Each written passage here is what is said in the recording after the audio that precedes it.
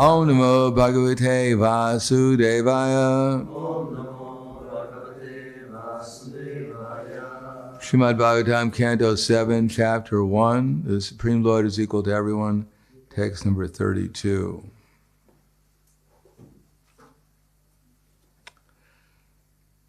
Katamo pina venasyad panchanam purusham prati tasmat kenapya payena mana krishne niveshayat katamo pina venasyad panchanam purusham prati tasmat kenapya payena mana krishne niveshayet.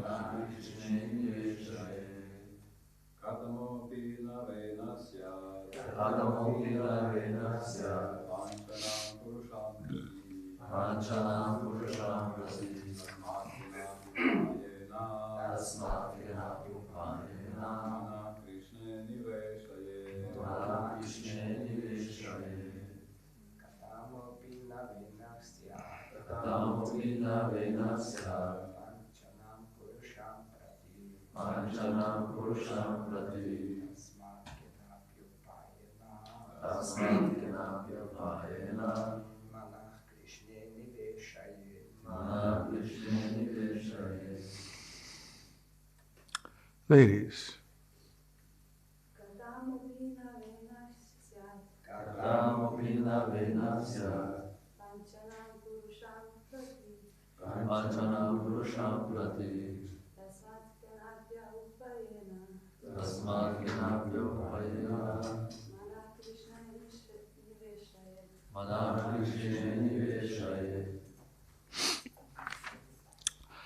Katama api anyone na not Vena the atheistic king Vena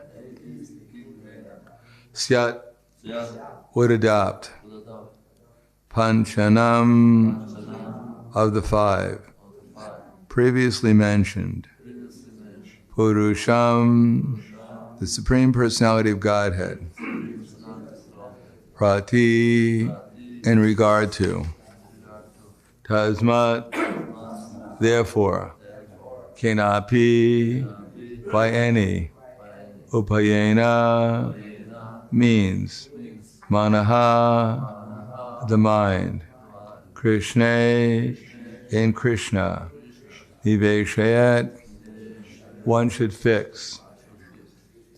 Translation and purport by His Divine Grace A.C. Bhaktivedanta Swami Srila Prabhupada. Somehow or another, one must consider the form of Krishna very seriously. Then by one of the five different processes mentioned above, one can return home back to Godhead.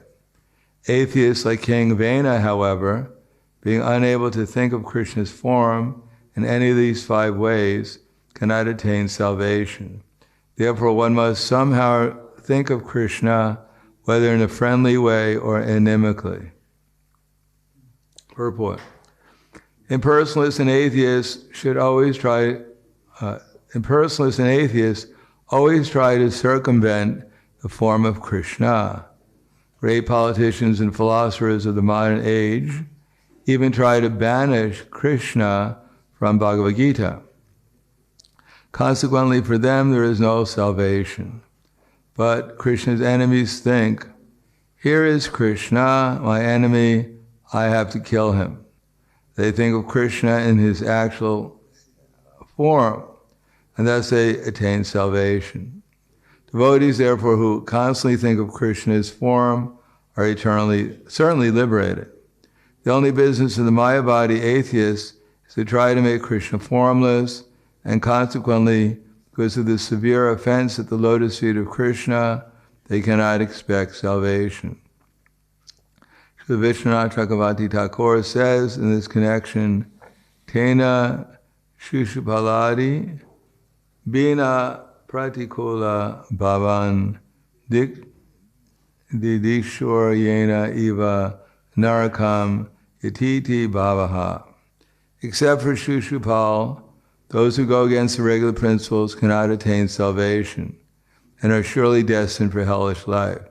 The regular principle is that one must always think of Krishna, whether as a friend or an enemy.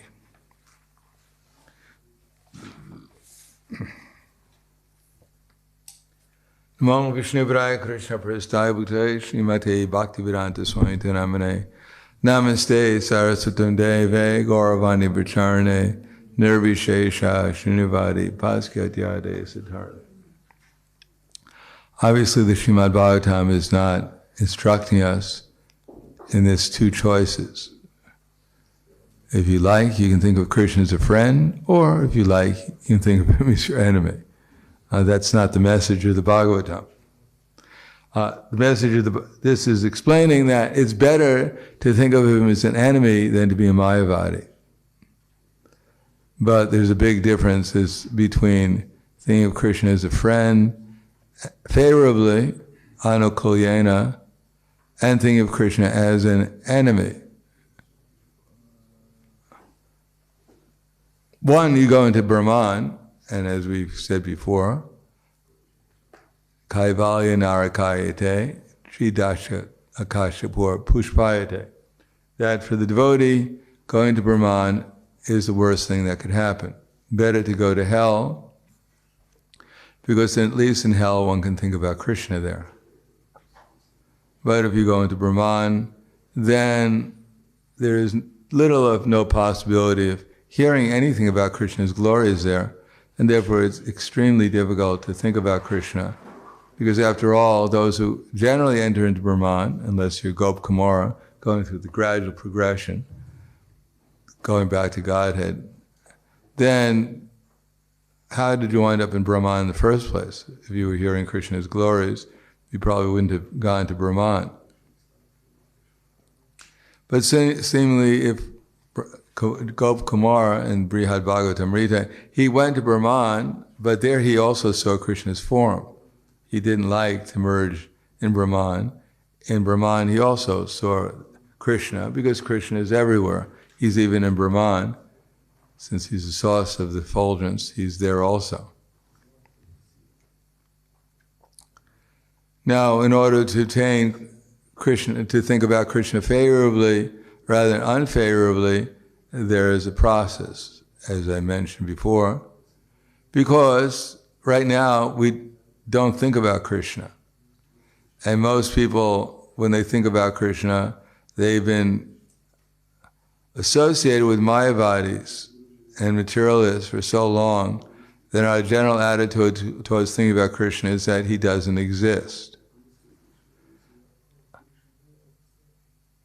In other words, to actually experience Krishna's existence means that one has to have extensive association with devotees and actually, either by past devotional service, be qualified to experience Krishna, or if one is not experiencing Krishna at the present, one has to purify one's heart.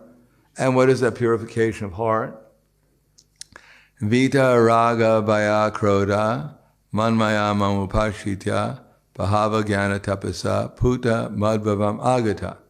Being freed from attachment and fear and anger, being fully absorbed in me and taking refuge in me, many persons in the past became purified by knowledge of me, and thus they all attained transcendental love from me. It doesn't happen just automatically. Even our bodies may be here, but we have to make sure where our minds and our intelligence are.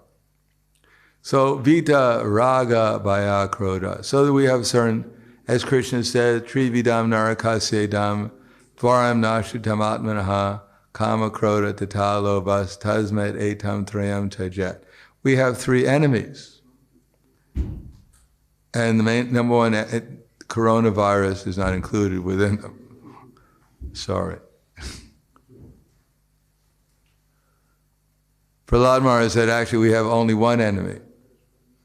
he said the uncontrolled mind is our only enemy. And what does uncontrolled mind mean? It's under the influence of one of the 6 material types of consciousness. Lust, anger, greed, madness, illusion, and envy. But generally speaking, if one doesn't have lust or anger or greed, it's unlikely that one will be afflicted simultaneously also with envy, madness, and illusion.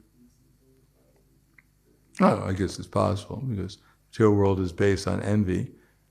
So even those who are free from lust, anger, and greed, they can still be envious of Krishna and still be deluded into thinking that they're God,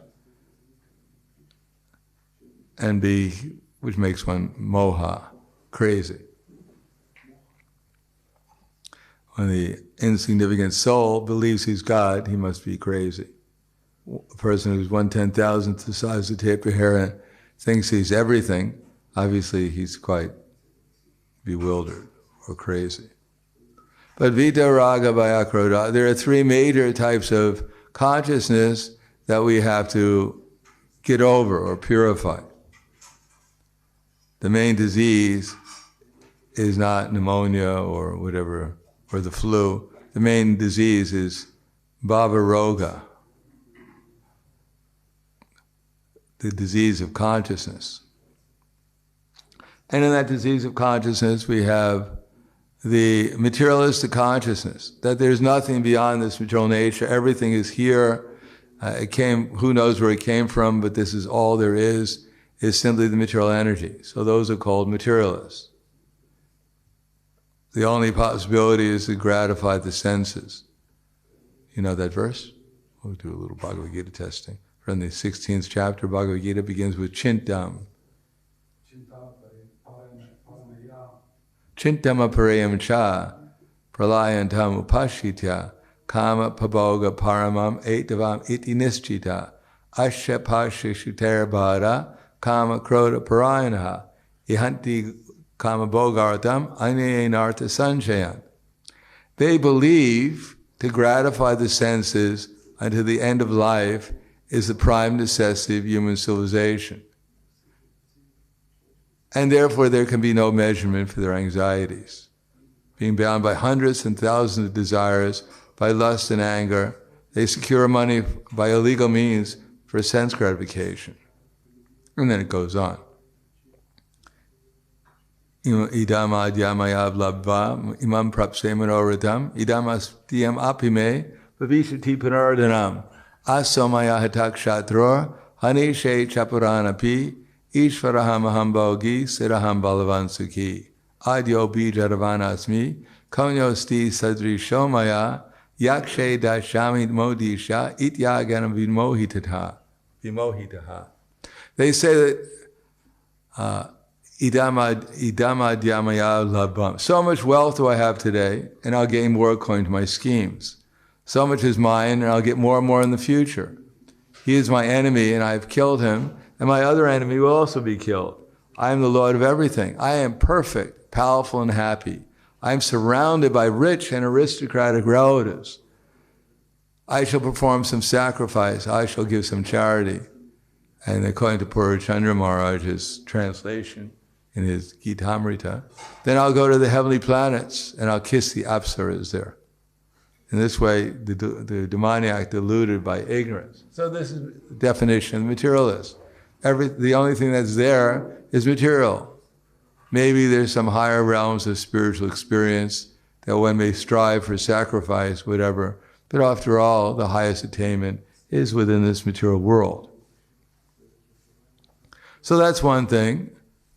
The belief that there's nothing beyond material existence, and therefore spiritual activity is taken as something is sentimental, a crutch. When you have nothing else you can do to turn to, then you go to the church, you pray to some imaginary God that you think up to make you feel better. And therefore, your God, you have your God, I have my God, everyone has their God. Even my mother, who didn't really believe in God, she had her good fairies that were looking after her. You have to have something protecting you. And a little bit more advanced than that is, yes, there is a soul. I am a soul, but I'm impersonal soul. That is, even if I get out of the material concept of life and get into my spiritual body, I have no spiritual identity. The fearfulness of a personal spiritual identity. As I said before, the fear, I'll go back to the spiritual world, and eternally I'll be doing something I don't like. They'll put me in the kitchen, in the spiritual kitchen, and eternally I just wash dishes. And there's nothing else I do. There's not even any prasadam. The prasadam is so good in the spiritual world that they don't leave anything for me to eat. So I'm washing dishes eternally. Everyone else is out dancing and playing with Krishna, and I'm washing dishes because my rasa is a dishwasher. That's my constitutional position. So people are afraid I'm going to get there, or they hear the spiritual world, you can become a blade of grass.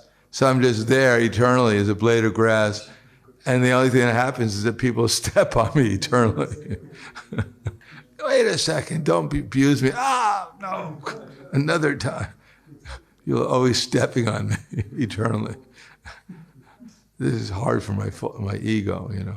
I don't mind being a servant, but being stepped on eternally, it's not fair. So the fear, the misunderstanding what spiritual life actually is, and therefore always being fearful of having some spiritual identity that one doesn't like. You look in the spiritual mirror and you say, oh my God, I got to look like that eternally. This is too much.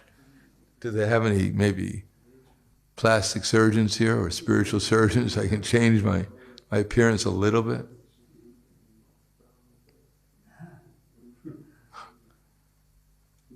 And the third is that actually material nature doesn't really exist. It's just a product of our imagination. And the spiritual world is just a product of imagination. And I'm also a product of imagination. And therefore, at the end, I just merge into nothingness. I just disappear. Which is probably the most disturbing out of all. Of course, materialism is about the same, and spiritualism, the impersonalism, is not that much different from just merging and becoming zero, which is the philosophy of the Buddhists.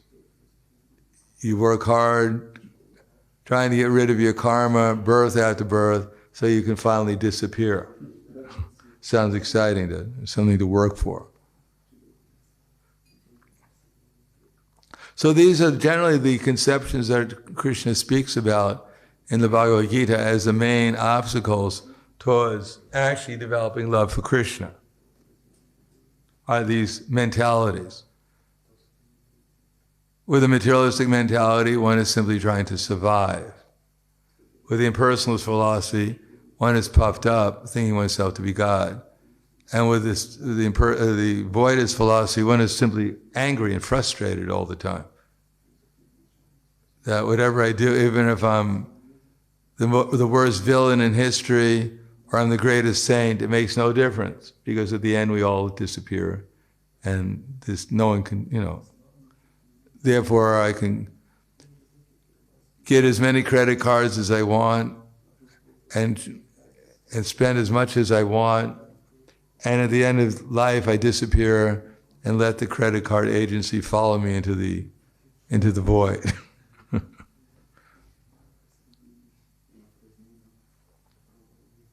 So one of them is Vita Raga, desire to become God, and Vita Raga Bhaya, fearfulness of a spiritual identity,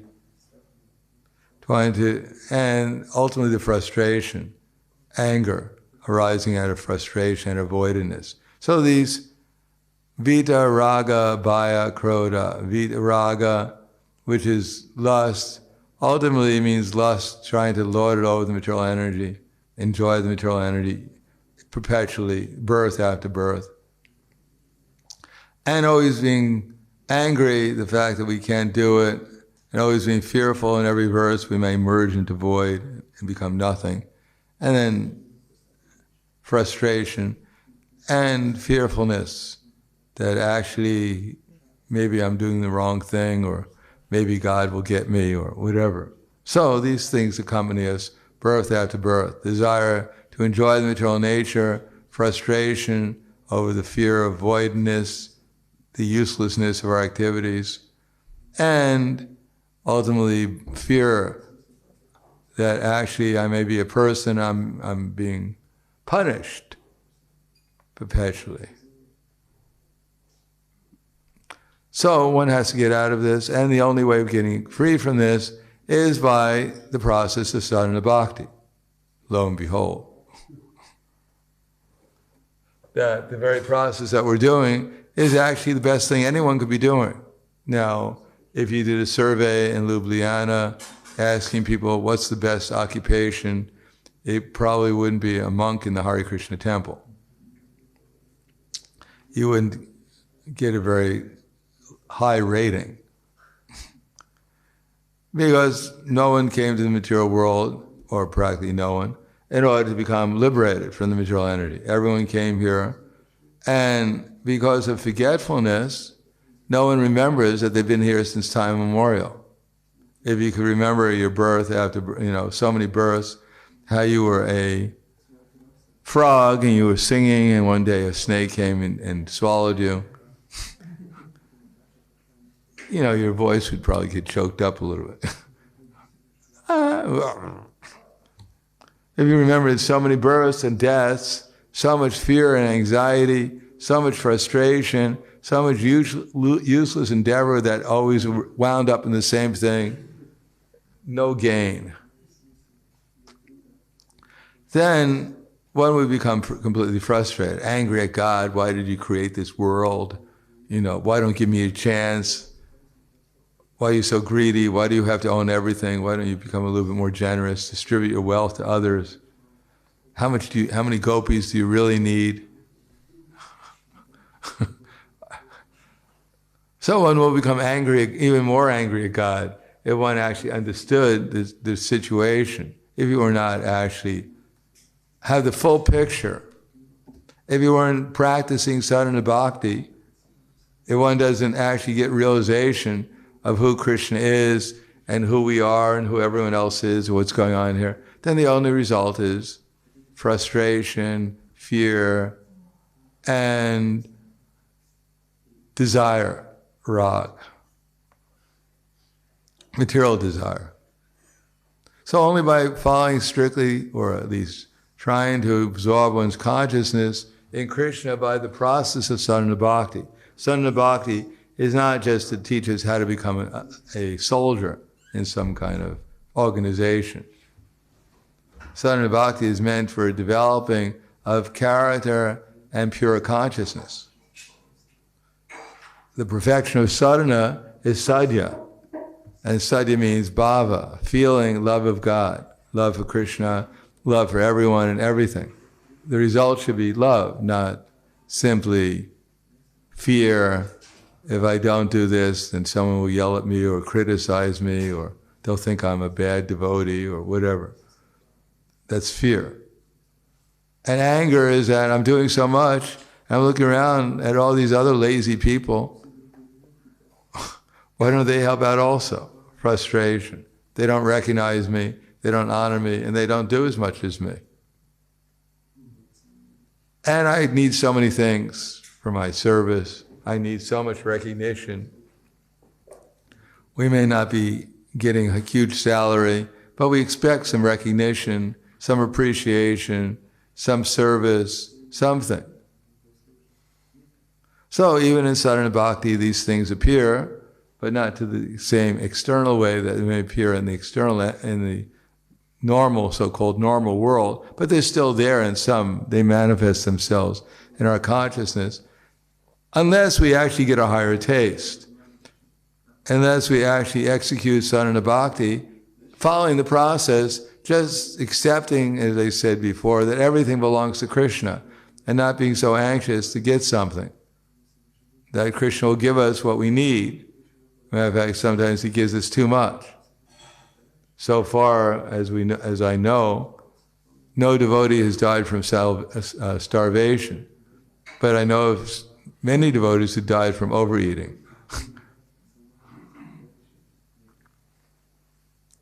So Krishna will actually give us what we need. What's the first word of that?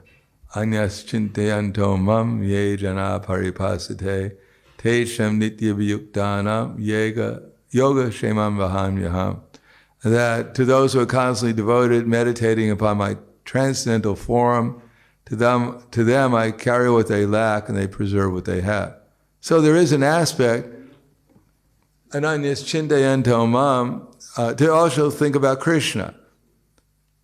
If we don't think about Krishna, we'll be forced to think about something else.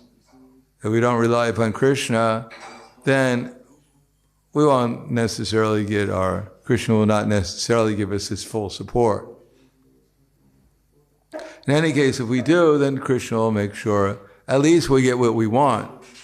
As it says, there's enough for everyone's need, but there may not be enough for everyone's greed.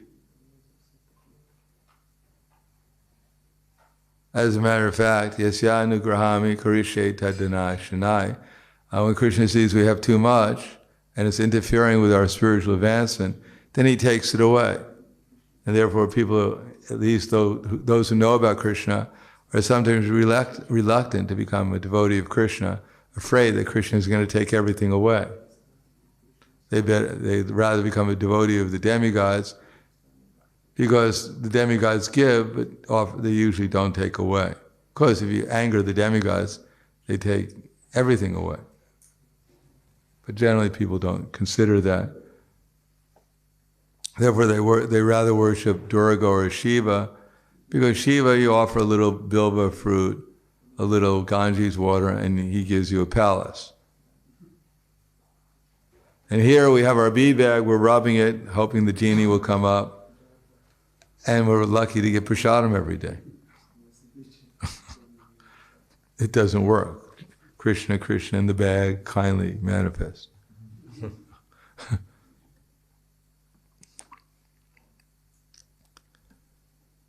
Therefore, by sadhana bhakti, by fixing the mind upon Krishna, what we get is much greater, because we get the experience of unlimited pleasure eternally, in full consciousness, in senses that can actually experience that unlimited pleasure, that qualified spiritual senses that have the capacity to do things which are far beyond our conception. Although we're very tiny, but still Krishna can give us the benedictions which are far beyond our conception.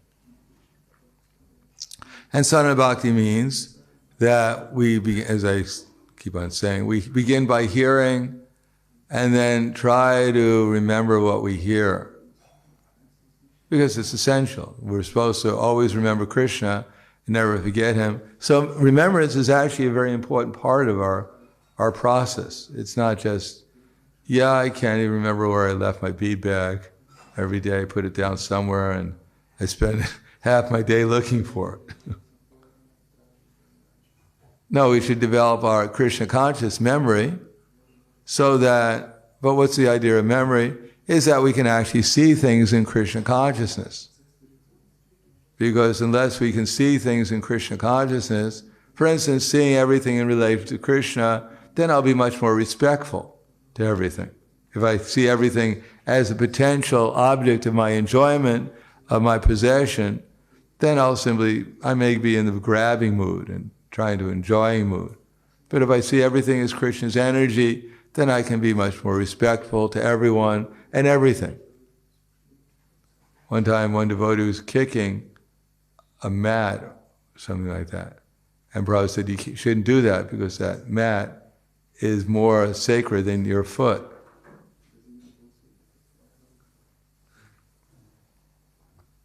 So we may look at energy and we think, well, it's just whatever it is. It's a towel. Probably once, he once visited the Brahmachari ashram in 61 2nd Avenue, and he said, Brahmachari means dirty. Because we don't have so many brahmacharis. But anyway, neat, clean, organized, it's Krishna's energy. Or Talmud Krishna Maharaj, one time he held up a book, a Bhagavad Gita, and it was all frayed, and the pages were falling out. And he said, this is Krishna's Bhagavad Gita. And then he held up another book, and he said, this is perfectly immaculate with a cover, looked beautiful, like it was pristine and new. He said, this is my Bhagavad Gita. Krishna's Bhagavad Gita, Yamaraj, the Yamadutas were reading. They threw it away, and we got it. And our Bhagavad Gita is immaculate. It came out of Vaikuntha. So, respectfulness towards Krishna's energy comes out of seeing things in relationship to Krishna. Then we have to find out what to do with it. Simply to look around and admire everything as Krishna's energy is good. But we want to be not simply Shanta Bhaktas, we want to be Dasya Bhaktas. We have to find out from Krishna what he wants us to do with it. And that comes from Guru, Sadhu, and Shastra, rather than from our imaginations.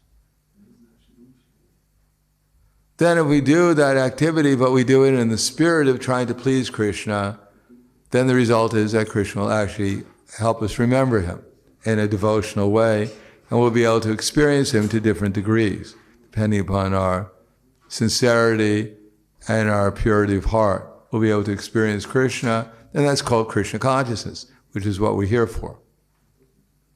So unless we remember, which is ultimate remembrance, that everything is Krishna's, and actually develop some awe and reverence towards everything and everyone that we're dealing with, at least that as a minimum, and then deal with it with care and attention, according to proper authorization, with a proper attitude, devotional attitude. Unless we do that, then we don't get the full result of Krishna consciousness. We may sometimes remember Krishna, or we may come before Krishna and we, in the wrong attitude, we look at the deities, and either we complain to them, why aren't you helping me? Which is all right also, at least we believe that they're there. Or we look at them as if, we look right through them. We're looking at the deities and wondering, why am I spending so much time worshiping these deities? And they're looking at us and saying, my God, he's been here so long, he still can't understand anything. What's wrong with him? So we have to we're hearing so we can actually check and see if we have the proper consciousness. Not that, let it all hang loose. I've been here so long, don't bother me, don't discipline me, don't do anything to... No, we have to become a little disciplined also, which is why we associate with the devotees. We try to call each other Prabhu, so we actually take each other seriously. That's why you take initiation. You say Guru Maharaj or whatever. So we become disciplined. It's not just a title. It's not just that we're giving people. It's supposed to be surrendered and disciplined, so that we can actually accept the philosophy as it is and apply it in our lives. First of all, if we don't have a vision, then it doesn't matter who you call Prabhu. It's just a title. The vision should be that I want to serve you, and that's that's my eternal position. And that's how I get Krishna's mercy and Krishna's devotees' mercy.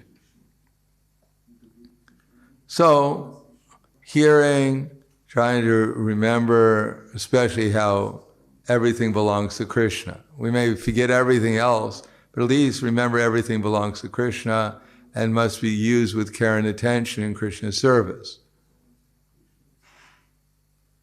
When I was in New Brajamandala last year, I guess it was last year, and there was in New Brajamandala they have tours. So many of our temples, they have tours for financial support. They get different groups, and they have one group come, and what they do their whole idea, their yoga group, is to become conscious. So everything they do with complete consciousness. To go from their room to the temple, which is like, maybe 20 feet, it sometimes takes them an hour because they're completely conscious of everything they're doing to get there. So that's not bad, but unfortunately they're not conscious of Krishna. They're just conscious of whatever they're conscious of. But we're trying to do things in consciousness of Krishna, and then the result of that, the conscious, simply becoming conscious, everything belongs to Krishna, and then as a result of that, doing what we're supposed to do in Krishna service with great care and attention. That will actually make us more, that's when we're actually real conscious. Instead of just throwing the book across the room, respect the book and put it down nicely. And then develop the attitude of service, of respect, of appreciation, and eventually that may come out as Krishna reveals himself as priti, which is affection. But it has to start somewhere. Care is a good start, and of course careful attention, and then also tesham sadatam yuktana bhajantam priti. Then appreciation will result in eventually priti, or affection, and from affection rati comes, or bhava comes actual prema, actual intensified ecstatic love. So if we want to follow the process, we have to understand it and then actually apply it within our lives. Something in our lives. Either respectfulness, because everything is Krishna's property, and then deal with things, deal with it attentively and carefully, and then develop an attitude of appreciation. Non-criticalness is also there. Respectfulness, and eventually affection, and then gradually that will manifest as actual prema or love. So I'll stop there. Thank you. Any questions, comments? Yes. Thank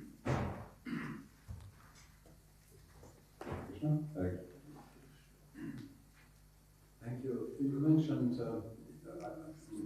I really appreciate how you brought being aware of Krishna to being careful and attentive.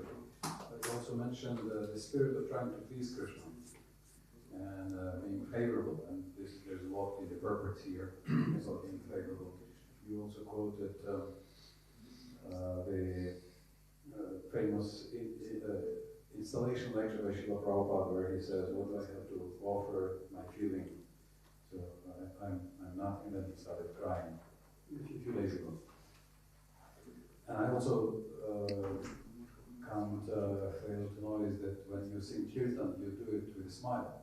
So I think you are doing it, you're practicing this favorable service.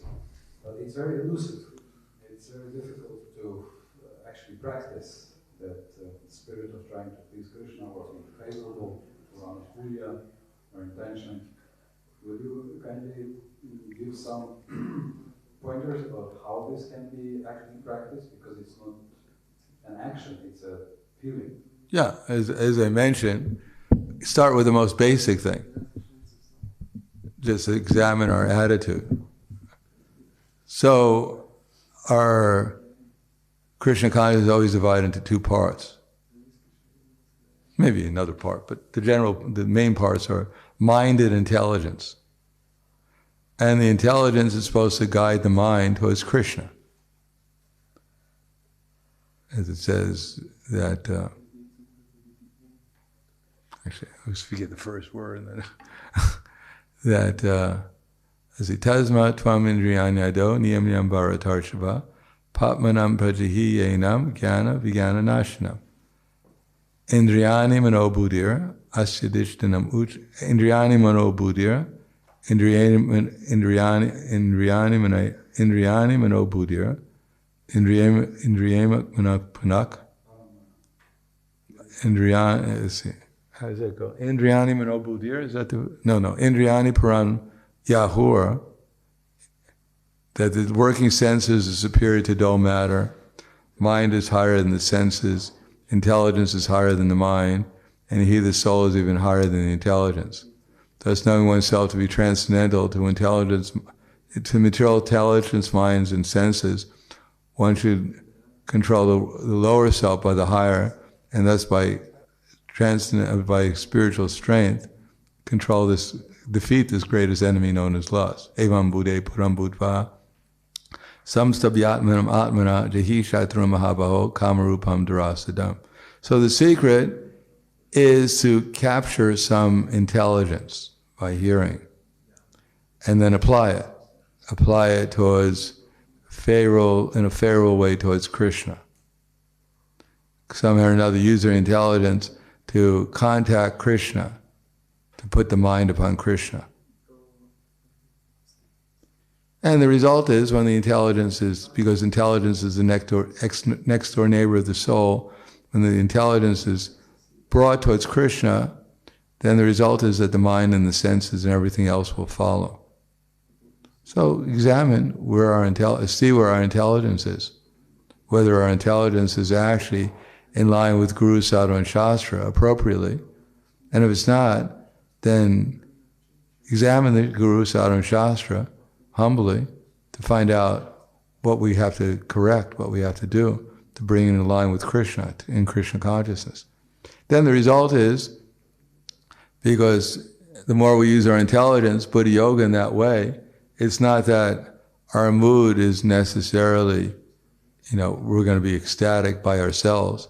We can only become ecstatic and favorable and happy only when we're actually associating with Krishna and his devotees.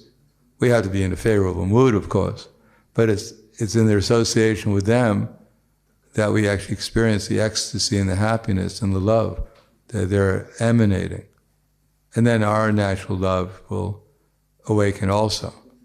But without using our intelligence to come in contact with them and their service, then we can't experience our own potential love and devotion. It's only in relationship to those who actually have love and devotion already, specifically those who are in line with Krishna and, in our case, Chaitanya Mahaprabhu and his associates. Then these things like, with intelligence, we can learn care and attention, appreciation, following good. At least for us, following good, we can look around for good examples in our association and see how others are using their intelligence in Buddha Yoga, in devotional service, and appreciate what they're doing and try to follow them. And then Krishna will give us the intelligence how to do it also, if that's what we want. And if we look around, we see bad examples, and Krishna will also give us intelligence how to follow them wherever they're heading for too, which is probably out the door. Because nowadays you can't go out the door, so whatever. Anything else? Thank you very much. Grantaraj Srimad Bhagavatam ki jai, Srila Prabhupada ki jai, Gaur Premanande Haribol.